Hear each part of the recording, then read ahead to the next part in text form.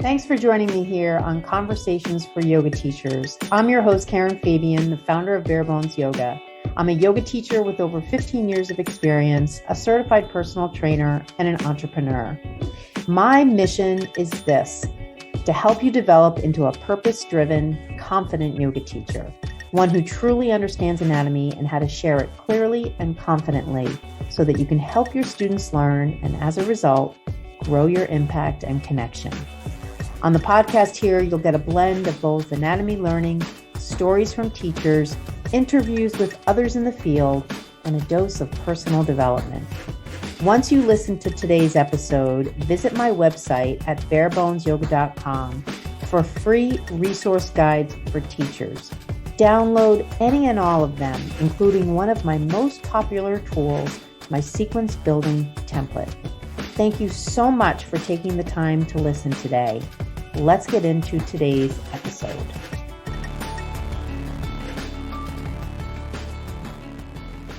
Hi, everybody. Welcome to Conversations for Yoga Teachers. My name is Karen Fabian, the founder of Bare Bones Yoga, and I am your host. It is episode 151 we are at today, and I actually just got an email from Podbean, who hosts my podcast, saying, yay, you crossed 150 episodes. And I want to say, hey, that was last week. But no, I'm super excited about hitting these mini milestones. And it's really just, honestly, it's just, well, I guess number one, it's a reflection of the fact that I love doing the podcast. And number two, it's really just, I think, a demonstration of just showing up, just continuing to show up. And I just encourage you, if you have something that you want to achieve in your life, and it seems like, oh, I don't know how I'm going to do it, or an insurmountable hump to get over, just keep applying yourself. Just keep showing up. Just keep doing the work. And I don't even necessarily know where I'm going with this podcast. It kind of feels to me like an ongoing conversation, hence the name Conversations for Yoga Teachers. So, on some level, I think that sort of helps. It's part of my routine to show up for you on Mondays and to record an episode. And yet at the same time, I think that, you might have something in your life you want to achieve, and maybe you're feeling like, I can't get going on that because it just seems like it's such a big hill to climb. Just chunk it out and just show up and just keep showing up. And pretty soon you'll be well on your way. I'm a big fan of momentum. And I know sometimes when I talk to people and they want to start a podcast, they get, kind of stuck on the technical aspects of it and how to get started. And honestly, you just pull out your laptop and you just talk to your laptop and you just start. And I think that you can use that as a metaphor for any project. So I just encourage you, if you're out there and listening to this and there's something that you've been putting off, something that you want to do, hey, maybe you want to start a podcast. Just do it. Just start it. Just put one foot in front of the other and get going. And pretty soon you'll be at 150 episodes, or you'll have that project completed, or you'll have that task done, or that blog built, or whatever it is that is inspiring you these days. So I'm recording this on October 4th, 2021. And I also just want to say thank you to you, the listener, because I wouldn't have a podcast if it weren't for you. Although honestly, I would probably still do it. I don't really pay a lot of attention to, some of the statistics that they send me beyond the big ones, like how many episodes and how many downloads. But I do see notes every now and again, this person's following, that person's following, and I just really, really, really appreciate it. It's a little bit of like having a conversation with yourself. So I appreciate any feedback I get from you, whether it's an email or a comment on social media or whatever. So thank you for listening. Today, as I sit down to record this podcast episode, one of the things that is top of mind for me these days is how you are doing. So I'm going to ask you, yoga teacher, how are you doing? And the reason I'm asking that is because, quite honestly, it feels a little isolating to me these days. I feel like with the lack of studios being open, on full schedules, and some studios not having survived the pandemic. Matter of fact, I was just in Brookline, Coolidge Corner area, which is a popular area here on the Boston Marathon route in the Boston area. And I saw that a local cafe was shutting down, and there was a long line of people outside. And I did a little Googling as I was standing outside the place, and come to find out it had been open for 3 years, which I sort of knew. And the owner was quoted in an article as saying, the past 18 months for her have been super tough, and she's just out. The pandemic just not physically took her out, meaning she didn't get COVID, but just the impact on her small business. She has a gourmet shop / cafe, kind of breakfast lunch, and she's right in Coolidge Corner, a really well-trafficked area. And she just decided she can't do it anymore. And so it just breaks my heart. All these stories, certainly if there are yoga studios that are experiencing things like this, just really breaks my heart. And at the same time, I know that there is opportunity for someone else to come in, for some other, cafe owner or yoga teacher to start a studio and realize their dream of owning a studio. So I definitely see both sides of the same coin. But at the same time, I am feeling personally a little isolated from what's happening with you as a yoga teacher. And thank goodness that I have contact with yoga teachers regularly who are enrolled in my Blueprint Learning program, because that's a way for me to keep a finger on the pulse of what is going on with yoga teachers these days, given everything that's changed in our industry. And so this is really a shout out to you, the yoga teacher. I want to know how you're doing. And obviously you can share whatever you want, but this is really focused on your teaching, not so much personally, but obviously if you're going through something and you're willing to share that, I'm more than happy to be a listener in that regard. What I'm really looking for though is, are you teaching? Are you still teaching primarily virtually? Have you begun to go back to teaching in person? How's that been? How are the students reacting to being in the studio? Are you finding opportunities to teach because you're looking to fill your schedule up? What's going on for you in that regard? So if you're interested in sharing your story, I'd love to feature you on the podcast here. So just reach out to me via email, or you can DM me on Instagram and let me know that you are happy and willing and interested to do a 15-minute chat here on the podcast where we can share your story. I did have an opportunity last week to speak to a studio owner, and that was really eye-opening for me. I mean, it wasn't that I heard anything that surprised me, but again, anytime I have a chance to connect with teachers, studio owners in particular, during this time, it's just, I just love it, because I just love hearing, what's going on with people. What are they finding is working? What are they finding is challenging? So those are just some thoughts on that. So again, if you are interested and willing to come onto the podcast and share your story, I would love to feature you.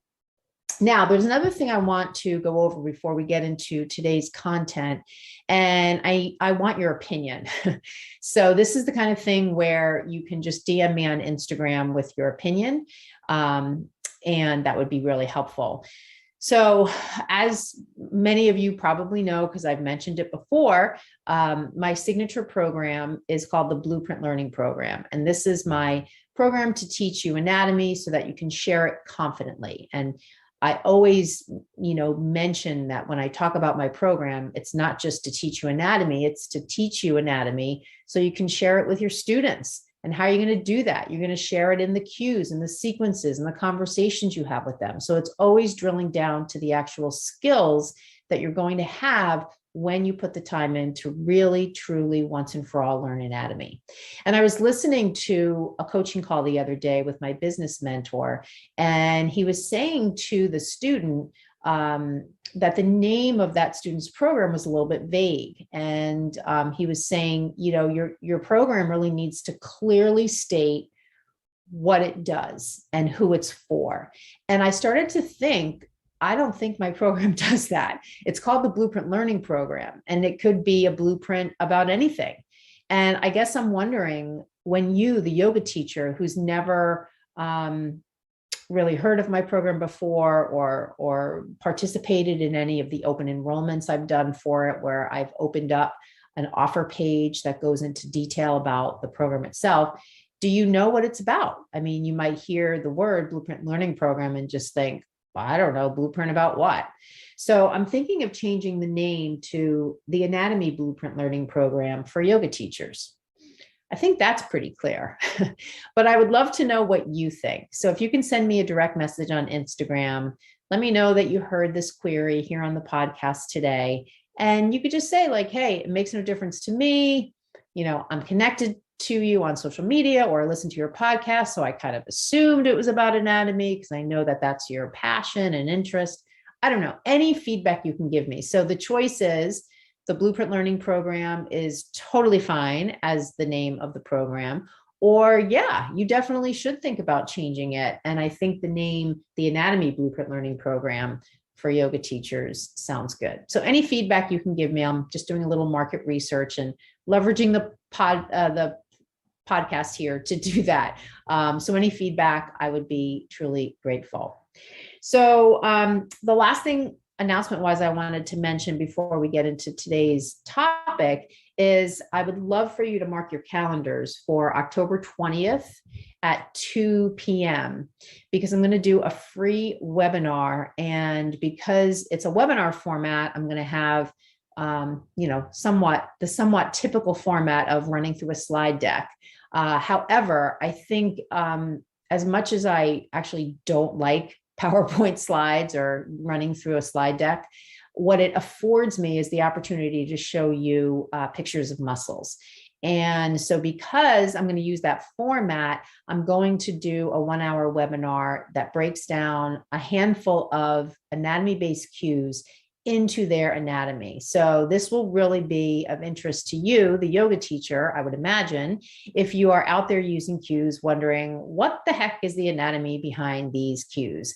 And it'll give you a chance to learn the anatomy, to see the anatomical components associated with those cues.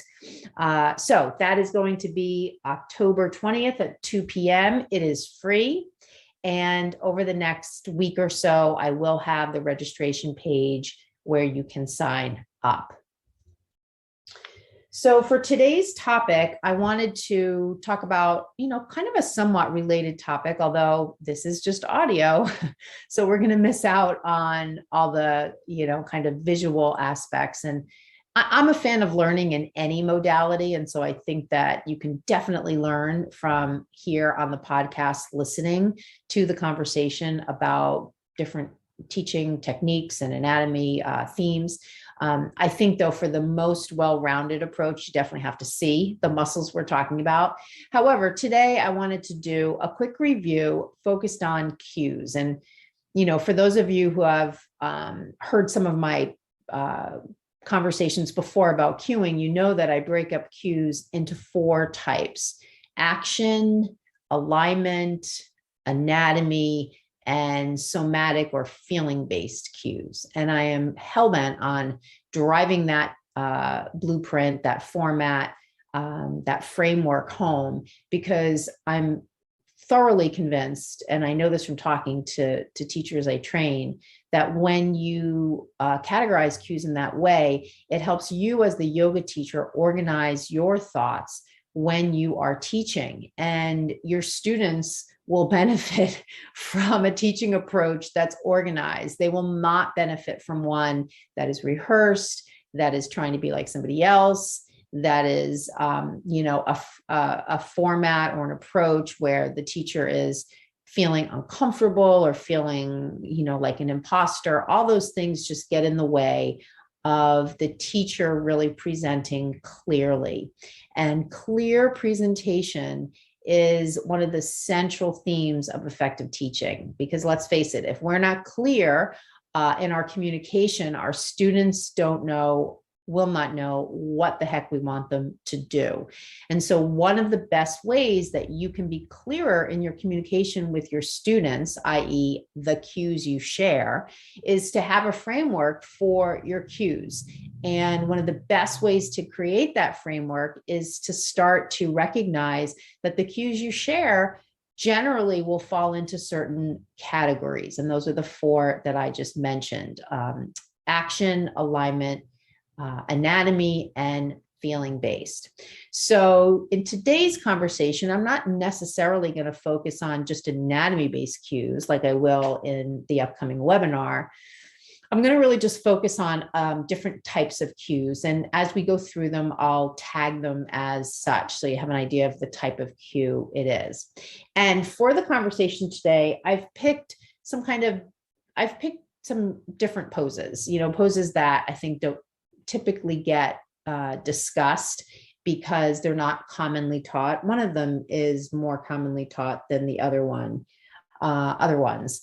But I wanted to just kind of go into some different postures so that we have a chance to look at them and not just the poses that get broken down most commonly, things like warrior 1 and 2, up dog and down dog. We definitely need to understand all the poses. And when I say all the poses, I don't mean literally everyone, because I wonder how many yoga poses are there? There must be hundreds. But I think just like the muscles of the body, I mean, you have about 600 muscles in your body, but when I teach anatomy, I don't teach you 600 muscles. I really focus on about 80.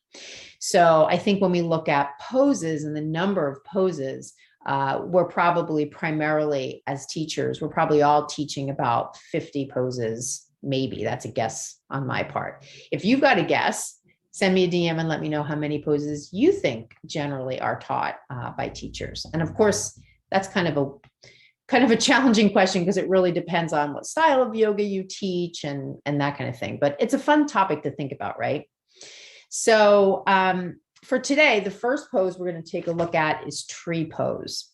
And, let's first, obviously, tree is a balancing posture. And I think that it is helpful to just kind of start out our conversation looking at the actual shape of tree. So, we already know we're standing on one leg because it's a balancing posture. So as soon as we stand on one leg, what are some of the skills we need to draw upon to stay in the posture? Some of those skills reside in our nervous system. So they're not really muscular in nature. They're more proprioceptive in nature. Our balance is part of our vestibular system and our inner ear. So some of these things are not within our volitional control, like the relationship between our nervous system and skeletal muscle, right? So that's voluntary action. As I stand in a balancing posture, I can voluntarily concentrically contract the quadriceps of the standing leg to straighten the leg more, but I can't, really voluntarily deal with my inner ear system and how that affects my sense of balance. That's like saying to somebody who's seasick on a boat, hey, just cut it out. They can't, right? It's just part of what's going on with the vestibular system and how it affects their balance.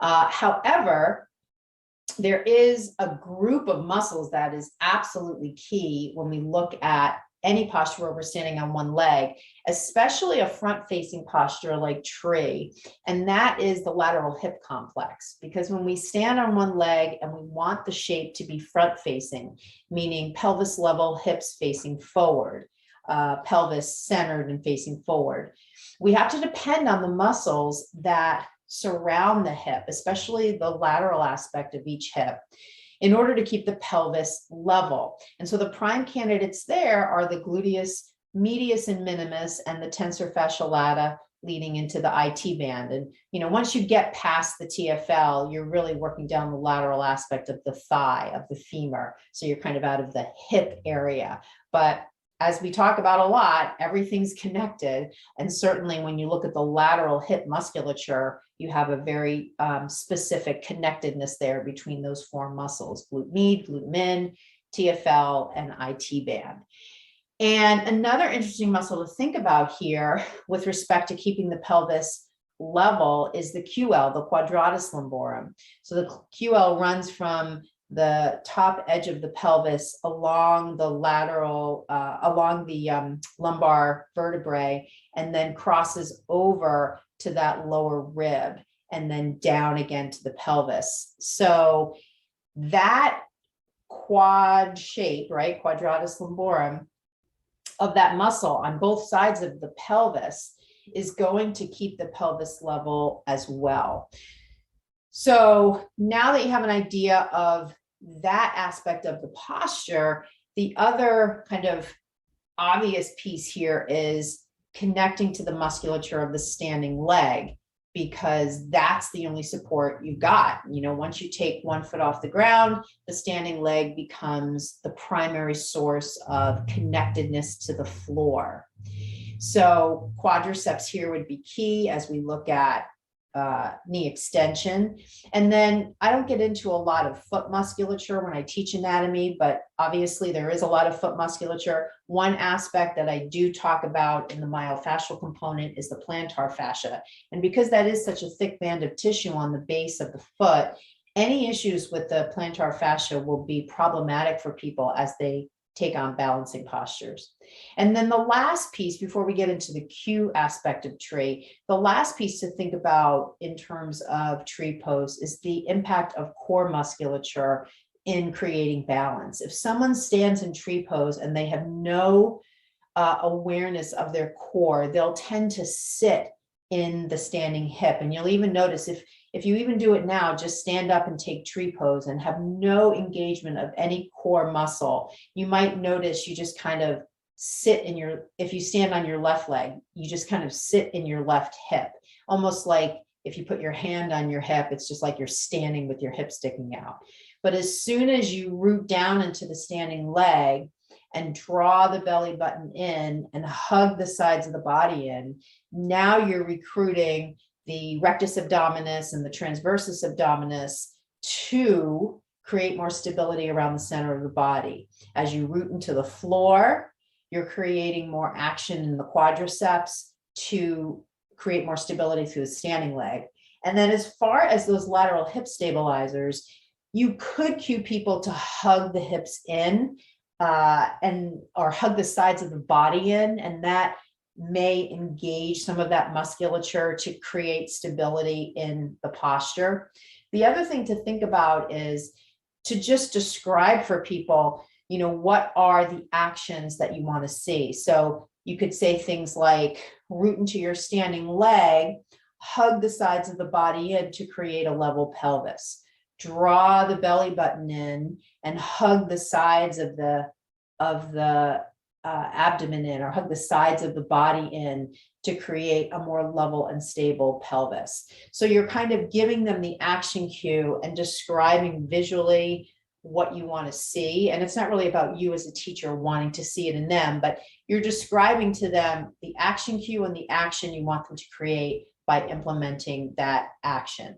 So those are some cues you can do. And, you know, if we kind of start from the beginning, if we were to cue tree, some things you could use is you could say, root into your standing leg, bring your, let's say we were doing it on the left side. So root into your left leg, bring your right foot up to your inner left thigh, draw the belly button in, hug the sides of the hips and the waist in. Reach your arms up in the air and take a couple breaths. Right? So that's one approach. The other aspect that I didn't include, which you certainly can, is speaking to the external rotation of the standing, of the hip of the leg in the air. So as we take that upper hip back, we're creating more of an opening, more of that external rotation. So you could, as you say to people, take the upper knee back. That's emphasizing that external rotation. There's not much more else, unless you're going to get into the anatomy of it. There's not that much more else you want to really say there. It's really just a matter of, you know, taking the knee back. You could use kind of the yoga translation to open the hip, which doesn't literally speak to external rotation, but is essentially what it is. And then one last thing for this posture, you know, there's always that, you know, sort of thought out there that you don't want people to put their foot on the inner part of the knee. I don't really subscribe to this. I mean, it's not like I'm going to teach people, hey, can you put your foot on your knee and press really hard into the side of your knee? That would be dumb, right? But I'm not, by the same token, I'm not going to say, bring your right foot to your inner leg of the standing leg. Don't put it on the inside of your knee because you'll damage your knee. Because now I've got people all kind of focused on the damage that they could potentially create, which I don't really know if that's even an accurate representation of what could happen. I've actually seen some comments out there by different people who are clinical anatomists and biomechanic experts who talk about the amount of force that you could actually put on your knee with your own foot, not even being sufficient to create any real damage. I want you to just kind of think about throwing out that kind of warning just from a commonsensical approach and just see, does it pass the mustard test with you when you just kind of remove yourself from some of the yoga industry stuff teachers say and just look at it logically. Like, do you think it would actually be possible for you? I don't know. Like, I haven't done significant Google Scholar, PubMed research to know definitively if you can create damage in your own knee with the pressure of your own other foot.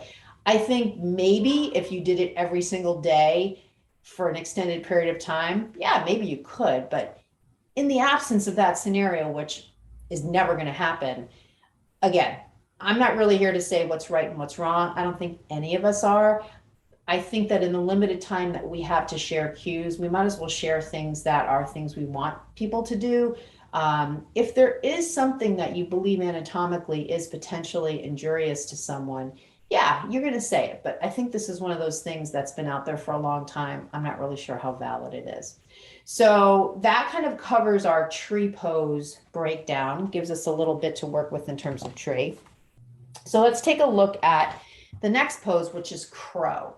So crow pose is another balancing posture. It is an arm balance. So this kind of could, for some students, bring up some apprehension. I actually, quick side story here, had a student that came to my classes for years, and every single time I would call out crow, this student would go to the bathroom. And this was a studio where, interestingly, the bathroom was right in the studio. So, you would be, there was like the studio room and there was a door right off the studio room, so when you were practicing, you could hear people flushing the toilet. And so it was very obvious this student wanted nothing to do with crow pose. And for years, every time I said, let's do crow, this person would go into the bathroom and then come back out and then join us again.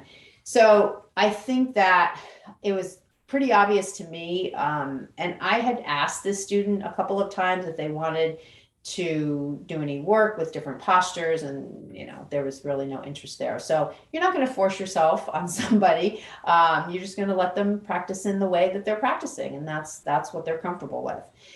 For crow pose, there's a coordinated approach here between the actions you want them to do and the muscles you're trying to get them to engage. And it's really up to you if you want to share the muscle aspect, the anatomical aspect with them. Because there is a lot going on, sometimes it can be helpful to just focus on the actions. And the other interesting thing about crow, as you have people coming into the arm positioning and you're asking them to hug the elbows in, the scapula are upwardly rotating and also protracting. So this is the work of the serratus anterior. And this action we also see in postures like eagle. We see it in downward dog to a certain extent. We definitely see it in shoulder stand. We definitely see it in dolphin. We definitely see it in chaturanga.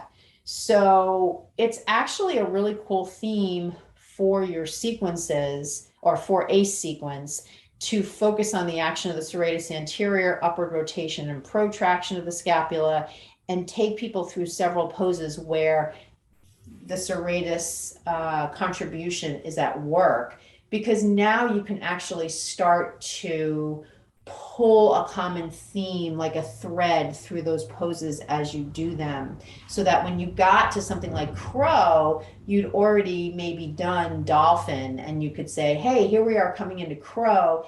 Draw the elbows in by your sides. See if you notice the scapula moving away from your spine like you possibly did in dolphin. So it takes a little bit off of you in terms of starting from ground zero every single time you teach the pose in terms of the anatomy, because now you're sharing poses that have a similar anatomical theme. The action of the student is similar, and now you can start to create this common thread. You know, it's kind of like when you go see a comedian and they keep calling back to a particular joke throughout the stand-up routine. It's a common theme, and we can definitely do that as teachers with our sequencing. And that's actually a really great way to teach students something about anatomy. You have this theme, you create postures that illustrate this theme. It's the common thread through your teaching of that particular sequence, and people leave with a good understanding of, wow, I never thought eagle and crow and shoulder stand and dolphin were all related in terms of shoulder positioning, and now I have a better idea of that and why.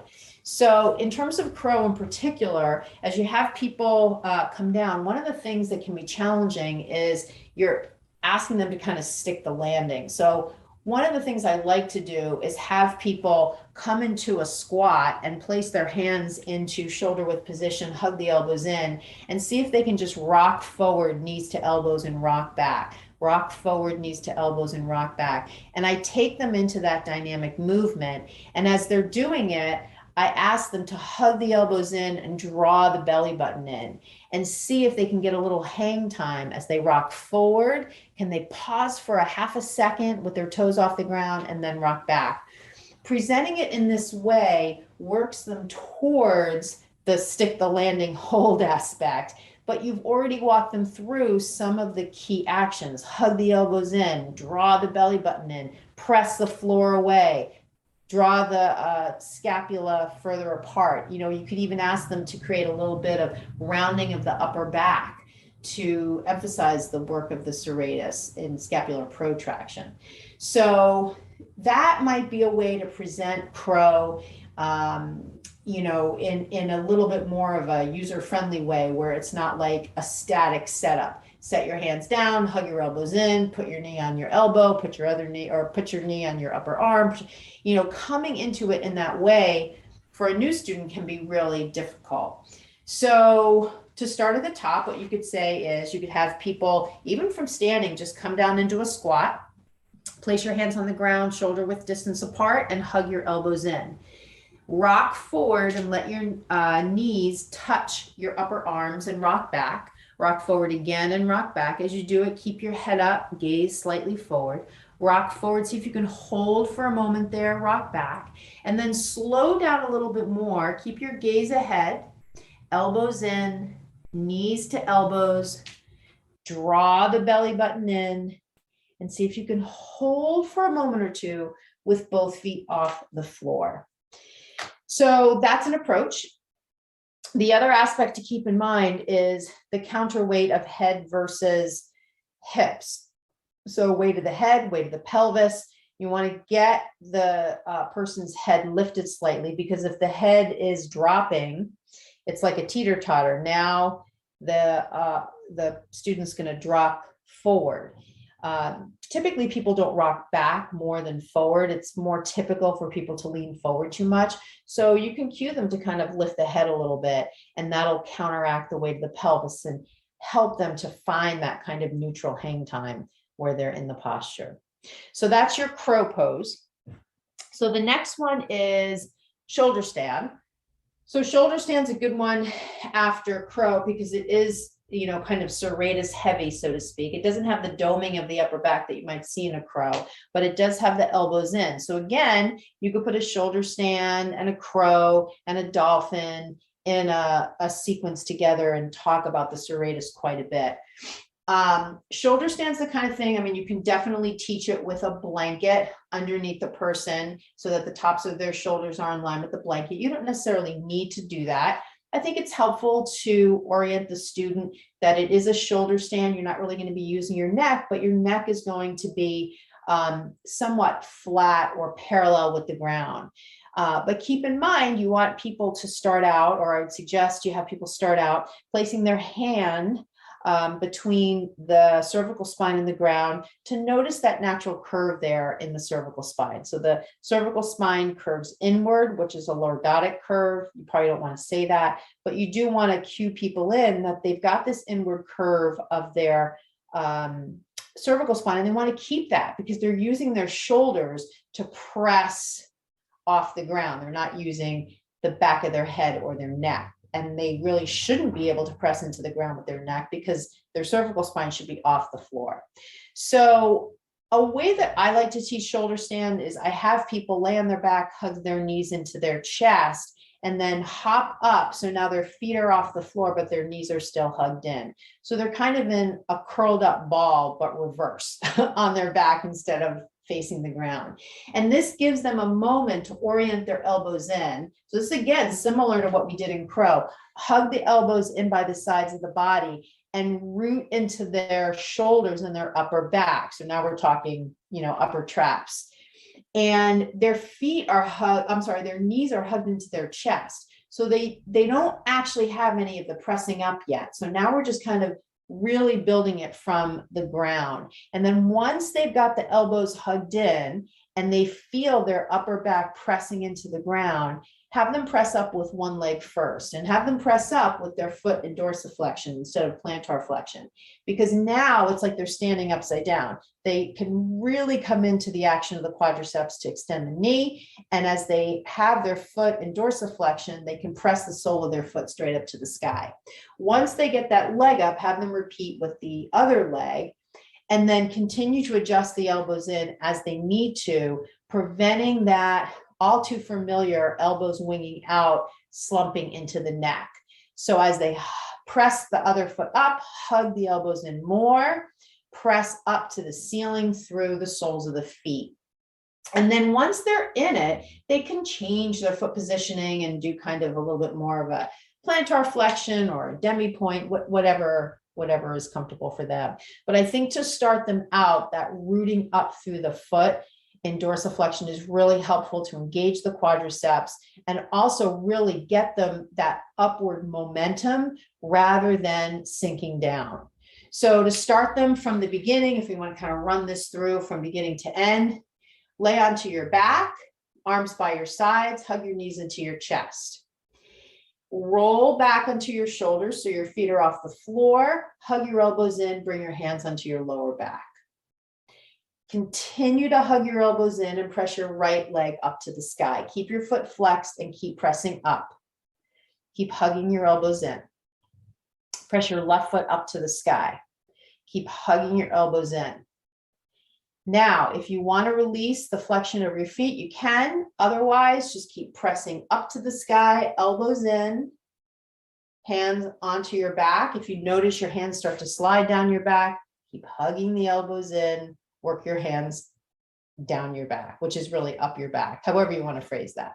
So that's a little blurb about shoulder stand. I mean, I think as you're watching people, getting the legs vertical is always the challenge. But I think really what's more important is to just watch those elbows. As the elbows splay out, just like in chaturanga, it creates a cascading effect of, things we don't want to see from an alignment perspective. So if you keep asking them, hug those elbows in, the other features of the posture usually engage. And so then the last one we're going to look at is bow pose on the floor. So Dhanurasana, floor bow. And I always find this such a curious pose because when you think about bow itself, as people lay on their belly and bend their knees and reach back for their feet, the typical presentation of bow has their shoulders in internal rotation. And you would think, similar to standing bow, you'd want them to have their shoulders in external rotation. And when you teach standing bow, dancer's pose, you have people externally rotate the shoulder, thumb of the hand reaching behind them, facing up. That shoulder's an external rotation. They grab the inside of their foot, blah, blah, blah. But now, kind of the tradition of yoga has us putting people in floor bow, reaching the hands back with the thumbs down, bending the knees, grabbing the outer edges of the feet. I feel like it's interesting because internal rotation of the shoulders is the work of the teres major. External rotation of the shoulders is the work of the teres minor. Now, the teres minor and the infraspinatus are collaborators when it comes to external rotation, and they tend to be weak in people. So, it's a great thing to do active work where we're strengthening muscles that tend to be weak, and teres minor and infraspinatus as external rotators do tend to be weak.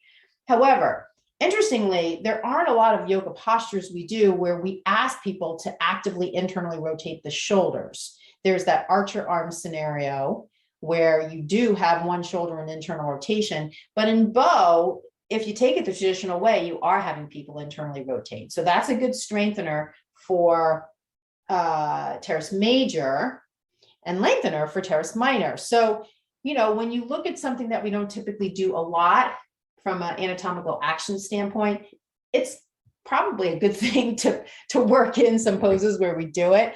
But I just want to make that distinction for you. Again, this is part of, not slamming tradition. It's just part of looking at things curiously through a particular lens, here, the anatomical lens, and recognizing some things that are part of tradition and not questioning them to say they're bad or wrong, but being intentional as a yoga teacher about what do you want to offer your students? Do you want to emphasize external rotation? Well, then guess what? You probably want to change the presentation of bow pose from the traditional to one where you have them on their bellies and have them reach their arms back, thumbs up, grab the inner edges of their feet, blah, blah, blah. Now, I will tell you, when you do change it up for people like that, they tend to get confused. So you have to really watch what people are doing. This would be hard to do if you're teaching virtually, and make sure that they have their hands in the proper position. But if you want to teach it the traditional way, that's fine. You can have them reach their hands back, thumbs down, bend the knees, grab the feet.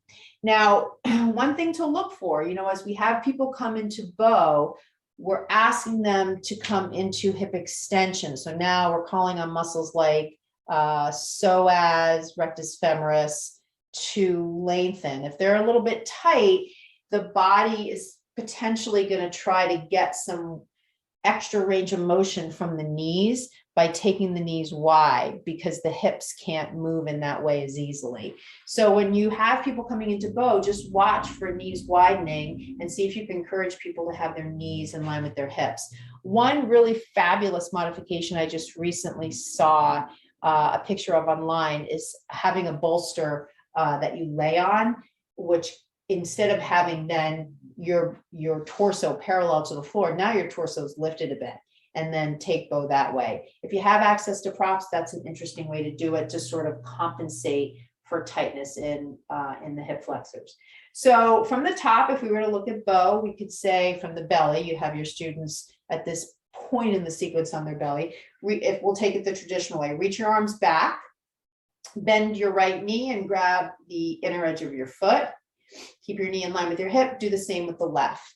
And then press your feet back into your hands and lift your chest. And just watch for too much press back. Modify as you need to. Take 3 breaths and release. So, again, this is definitely one where people can overdo it because they've got that leverage point, foot to hand. So you want to kind of clue them into just being sensitive to feedback they're getting and, adjusting as they see necessary. So that takes us through 4 postures. And, I hope it was a helpful conversation. I would love to know what you think. I'm a big fan of breaking poses down.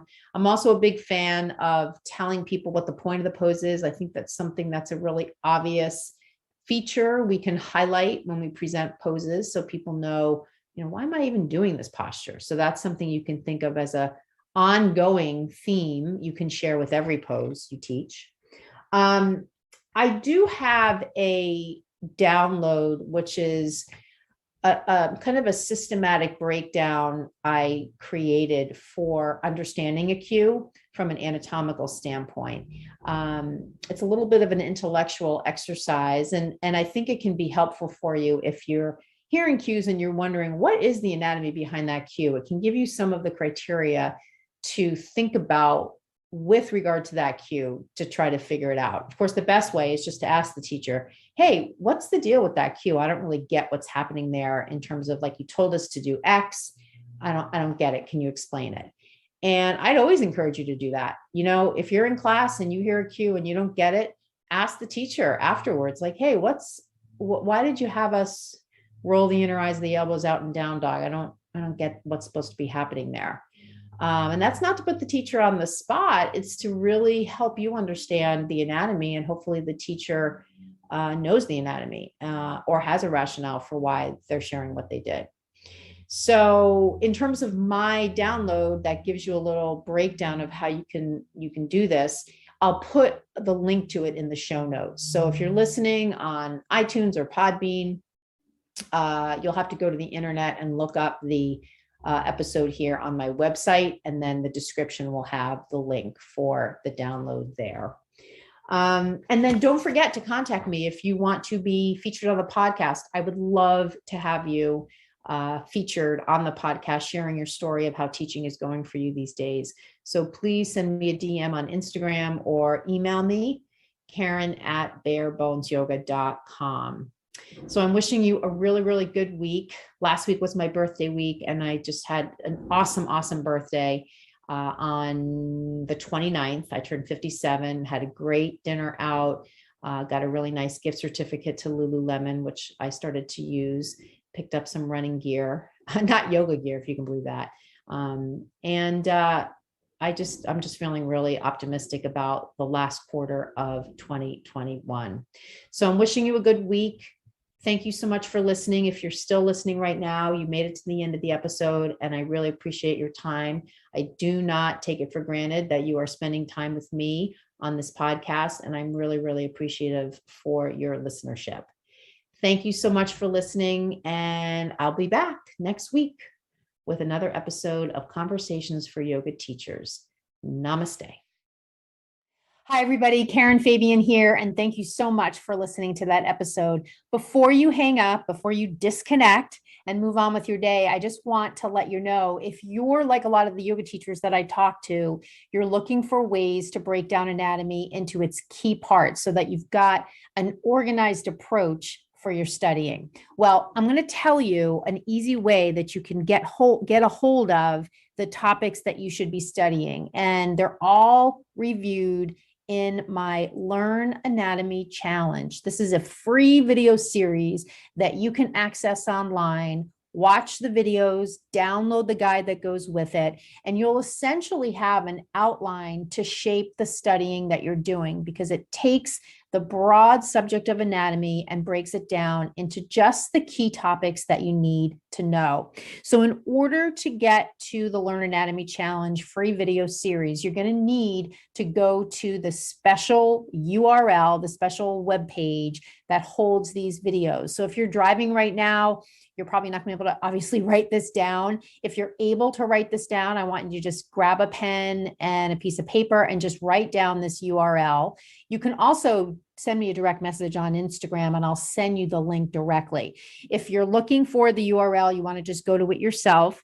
I'm going to give it to you right now. It is barebonesyoga.lpages.co/Learn Anatomy Challenge / and in between the words Learn Anatomy Challenge are hyphens. So it's Learn Anatomy Challenge and then / So again, I'll just read you the URL, barebonesyoga.lpages.co / Learn Anatomy Challenge / So that's the web page that holds all of these videos. There's 9 of them.